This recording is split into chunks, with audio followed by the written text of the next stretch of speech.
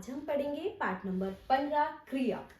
यानी क्रिया जिनसे किसी कार्य के करने या होने का बोध होता है वो शब्द क्रिया कहलाते हैं।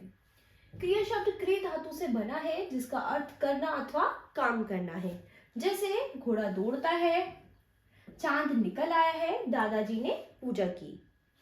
उपयुक्त वाक्यों में दौड़ता है, निकल आया है, पूजा की, रंगीन छपे शब्द से किसी काम के होने या करने का बोध हो रहा है। शब्दों की इसी रूप को क्रिया कहते हैं।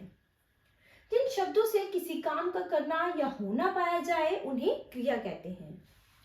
विशेष यदि वाक्य में क्रिया न हो तो वाक्य ही नहीं बनेगा। जैसे पक्षी आकाश में, ठीक है, घास पर, क्या है, ये वाक्य ही नहीं बन रहा। बिना क्रिया के वाक्य अधूरा है। इन वाक्यों पर जो हम करना चाहते हैं क्रिया के न होने से वह बात स्पष्ट नहीं है। लेकिन जब हम इन वाक्यों को इस प्रकार लिखें, पक्षी आकाश में उड़ रहे थे, तो ये क्या है, ये सही वाक्य है। घास पर मत बैठो, तो ये एक सही वाक्य है। अब वाक्य पूरा हो गया और हम जो बात कहना चाहते हैं वह भी स्पष्ट हो गई। अतः किसी वाक्य को पूरा करने के लिए दो बातों, कर्ता और क्रिया का होना बहुत आवश्यक है। व्याकरण में इसे कहते हैं कर्ता उद्देश्य और क्रिया विधेय। तो जैसे पीयूष जाता है, इस वाक्य में पीयूष करता है, उसे उद्देश्य कहेंगे, और जाता है क्रिया है, इसे विधेय कहेंगे। इन्हें वाक्य के अंग भी कहते हैं।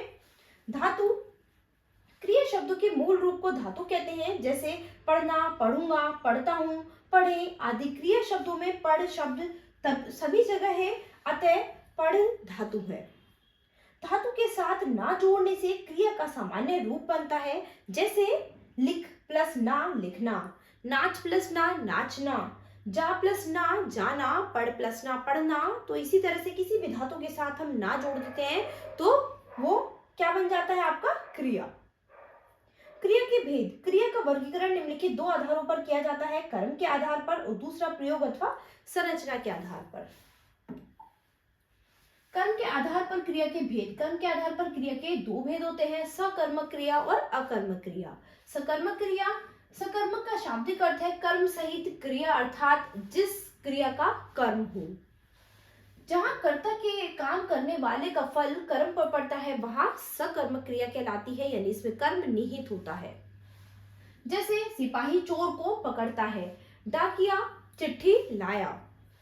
यहाँ पहले वाक्य में सिपाही चोर को पकड़ने का काम कर रहा है। सिपाही अर्थात कर्ता के काम करने का फल पड़ रहा है चोर पर। यहाँ सिपाही कर्ता है और चोर कर्म है। दूसरे वाक्य में डाकिया के काम करने का फल चिट्ठी पर पड़ रहा है, इसलिए पकड़ता है, और लाया है, लाया सकर्मक क्रिया है। दूसरा है अकर्मक क्रिया। अकर्मक का शाब्दिक अर्थ है कर्म से रहित क्रिया, अर्थात जिस क्रिया का कर्म न हो। तो जिस क्रिया का कर्म न हो वो अकर्मक क्रिया। जहाँ कर्ता के व्यापार का फल किसी अन्य पर न पड़कर स्वयं कर्ता पर ही पड़े वहां अकर्मक क्रिया होती है। जैसे नमन सोता है, आरती हंसती है। पहले वाक्य में नमन सोने का काम कर रहा है, नमन के सोने का प्रभाव नमन पर ही पड़ रहा है, यानी कर्ता पर ही पड़ रहा है। इसी प्रकार दूसरे वाक्य में आरती के हंसने का प्रभाव किसी अन्य पर नहीं, स्वयं पर पड़ रहा है। तो इसलिए हम कहेंगे कि यहाँ क्रिया अकर्मक है, अर्थात क्रिया का कोई कर्म नहीं है, उसका सीधा प्रभाव कर्ता पर पड़ता है। सकर्मक और अकर्मक क्रिया की पहचान। पहली पहचान, सकर्मक क्रिया की पहचान यह है कि क्रिया के करने के साथ क्या या किसको प्रश्न कीजिए, उत्तर मिले तो सकर्मक क्रिया है। जैसे राम पुस्तक पढ़ता है, प्रश्न करने पर राम क्या पढ़ता है, तो उत्तर क्या मिलेगा, पुस्तक। यहाँ पढ़ना क्रिया सकर्मक है। शेखर राजीव को देखता है, प्रश्न करो शेखर किसको देखता है, तो उत्तर क्या मिलेगा, राजीव को। यहाँ देखता है सकर्मक क्रिया है।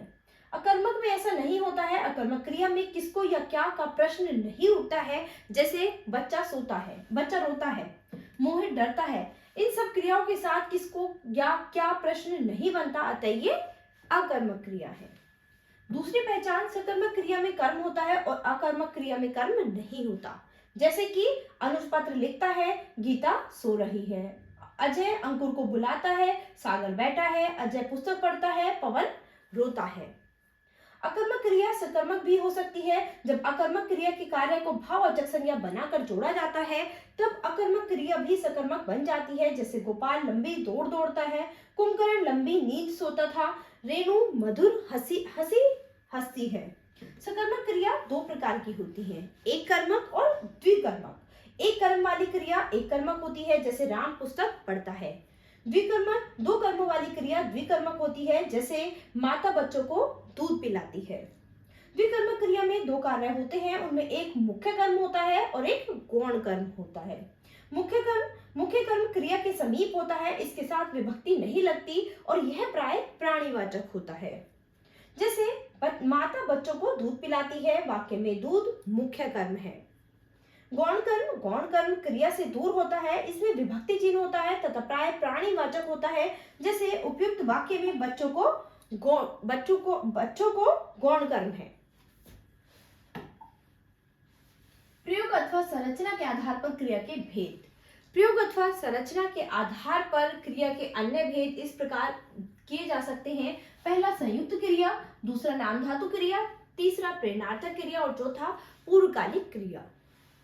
संयुक्त क्रिया दो या दो से अधिक जुड़ी हुई क्रियाएं संयुक्त क्रियाएं कहलाती हैं। जैसे मृदुला स्कूल जा रही है, यहाँ पर क्या है, संयुक्त क्रिया। निशा परीक्षा दे रही है, दे चुकी है।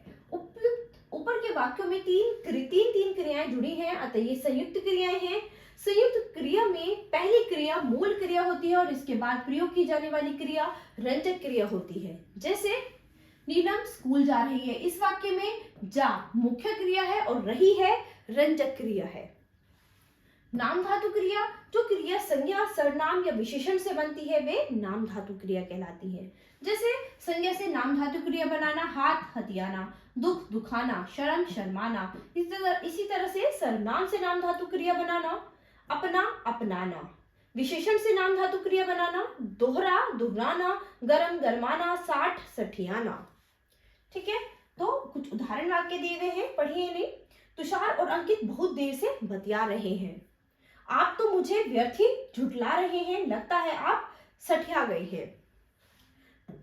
इसके बाद है प्रेरणार्थक क्रिया। जब कोई स्वयं क्रिया न करके किसी से करवाता है तो उसे प्रेरणार्थक क्रिया कहते हैं। जैसे दीदी आया से बच्चों को दूध पिलवाती है, माता पायल से पत्र लिखवाती है। जब कोई काम स्वयं न करके किसी से करवाया जाता है तो वहां प्रेरणार्थक क्रिया कहलाती है। प्रज्ञा सबको हंसाती है, माता नौकर से कपड़े धुलवाती है।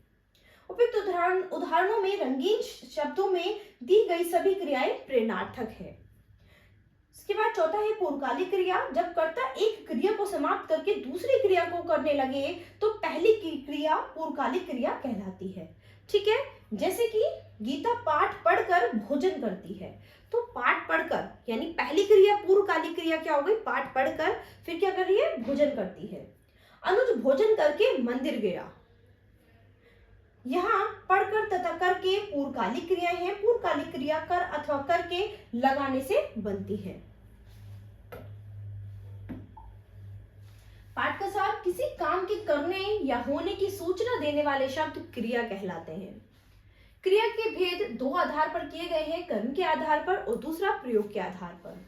कर्म के आधार पर क्रिया दो प्रकार की होती है, अकर्मक और सकर्मक। ठीक है, तो बच्चों यहाँ पर हमने क्रिया के बारे में पढ़ा है, कुछ क्रिया के भेद पढ़े हैं। तो आशा करती हूँ आपको यहाँ पर क्रिया और क्रिया के भेद अच्छे से समझ आए होंगे और आप अभ्यास में एक बार फिर इन्हें दोहराएंगे। तो बच्चों अब हम अपनी नई क्लास में मिलेंगे अपने नए पाठ के साथ। धन्यवाद।